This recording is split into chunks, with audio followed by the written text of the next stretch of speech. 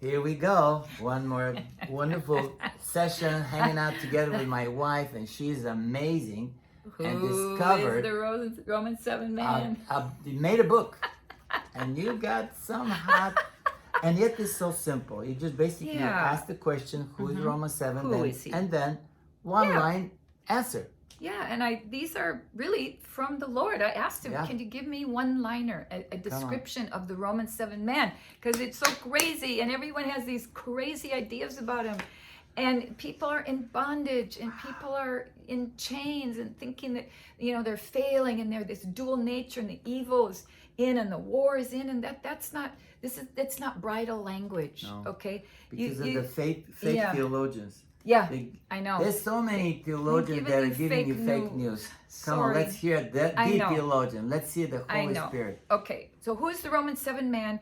So it's a portrait, and it's a last look at the first Adam. Wow. Last look. Yeah, it's that last look. It's that last viewing in the coffin before that coffin shuts and it gets buried in the grave. It's that last look. Yeah, because now with Jesus Christ, you have been raised from the dead, and you've been raised with Christ to be his bride, his beloved, his son, his daughter. You are in his family. We are seated with him in the heavenlies. It just goes on and on. He did not, and this is a co-raising. It's another one of the co-words we found. Yeah. We went through a few of these, co-crucified with Christ. We're co-buried in the closest possible union with Christ. Then, therefore, after 3 days when Christ arose, did he rise? Yes, he did. Did you rise with him? Yes, you did. Risen in the closest possible union.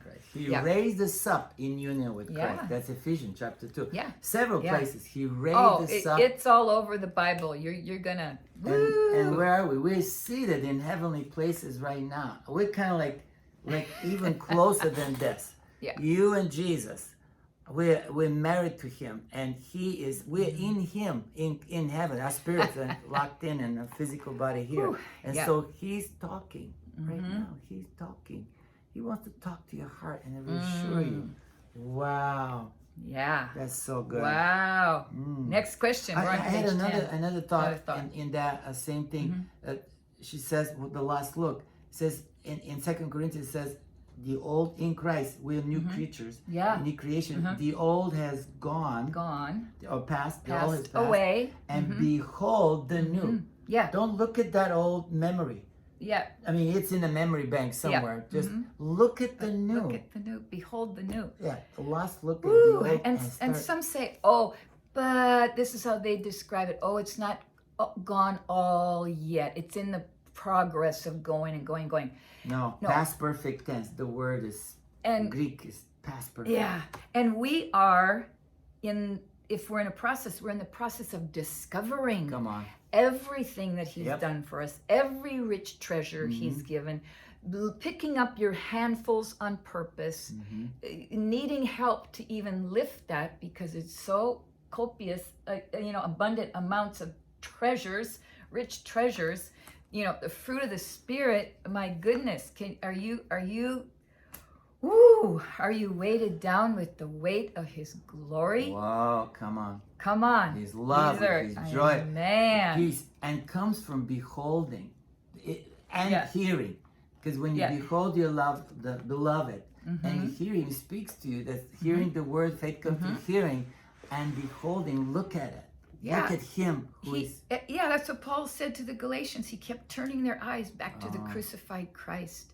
Who bewitched you? It's almost like he took their face and just, because we're looking maybe at the wrong thing. So take your face, look at the crucified one.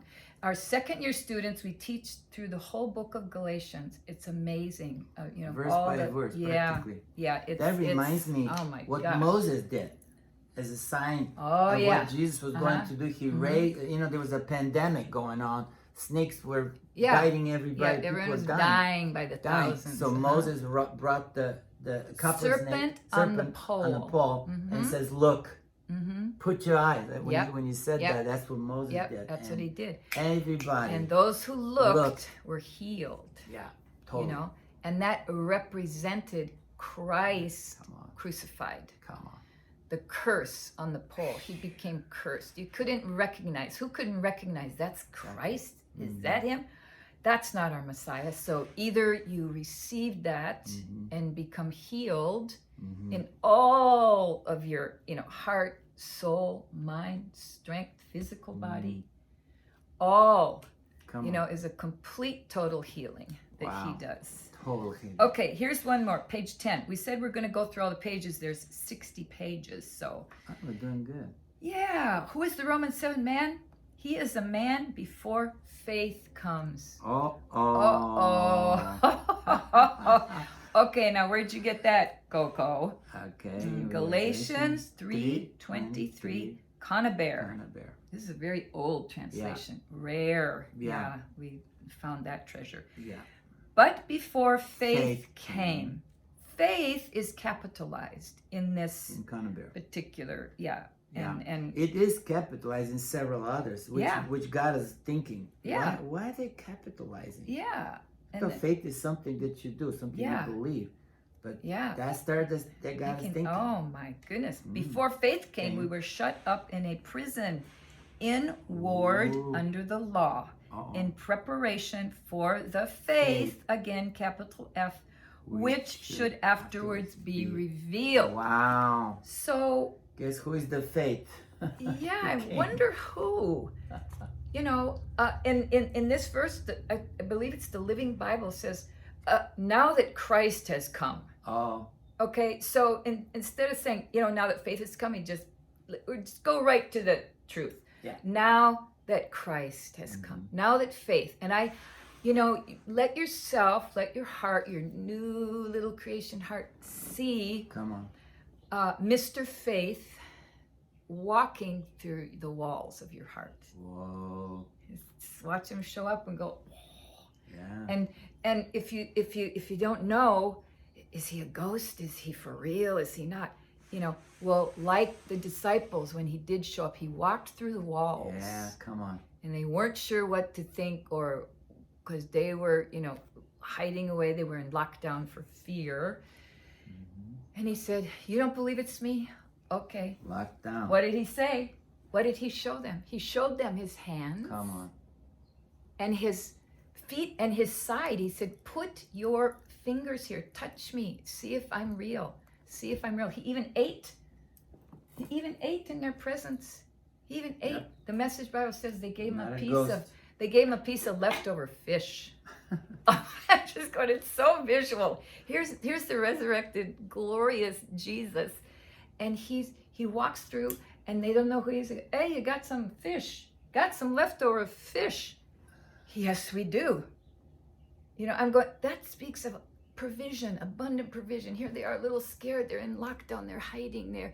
They don't know what to think. Like by the law, by fear of the law. Yeah, and he just, they're without the Lord. And he goes, here it is. Here's the evidence. Wow. Touch me. See if I'm real. And eat. And as he's eating, I'm sure they just didn't have a thing to say. They just watched him eat. And I probably took his jolly time. I can see Jesus just sitting there. Yeah. Eating away. Peter, this is great. Good fish. This is your mom's recipe? This is your mom's recipe? Remember when she got healed? What was the first thing she did? She got up and she cooked them a meal. Exactly. And I just love that sense of the Holy Spirit. He has got a sense of humor, and he just like, he plays with them. I feel like he could have said, do you need me to do a cartwheel for you? Do you need me to stand on my head to persuade you that it's me? You know what I'm saying?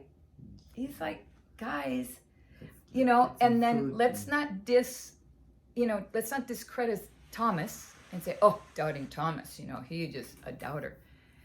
They were all doubters. Exactly. They were all doubters. Okay, so Thomas just wasn't there at the physical time, so Jesus did appear again for him. For one. A private showing. And he goes, please, here I am again, touch me. And I think he's asking all of his followers, disciples, believers to inspect his wounds and see if they are real. See if there's still glorious power there. And get your eyes off of all this other crazy stuff. It's just trying to distract and look at the real thing. Put your hand, love his wounds, crave his wounds. Oh my goodness. And wow. I just had this word for someone. If you feel shut up in the prison of the law, the law wants to do that, to chain you, lock you in. This is the purpose. The law is to make you feel like I need help. I need somebody to get me out. So if you feel like you're locked up, even as born again believer, spirit filled, and it's still some sort of a legalistic law chain, so locking you, judging you about your performance and you man-made rules, man-made rules. Every place has them. Jesus wants to set you free. Come on. Same faith, that same Christ that is identical. Our faith, Christianity is called faith. Our faith, we believe, and guess who is our faith? Jesus. Believed in me, believed in you, and he's believing, wants to set you free from the prison, so you can be in a love relationship with him. And that's where our joy comes from. Believing these things. Absolutely. This is like child. This is it's a very childlike faith. And even the faith that it takes to believe has been given as a gift. It's a gift. And in that giving, the faith comes and responds. We respond to him. Exactly. Yes, it does require a response, but we're not generating faith into something we just impossible. We can't believe it. We can't muster from ourselves. That's a secular faith. Our faith is joining with Christ, who believes in us. Says, "Come on, believe with me. I'm believing in you, and I'm in you." And that's what saved our marriage practically.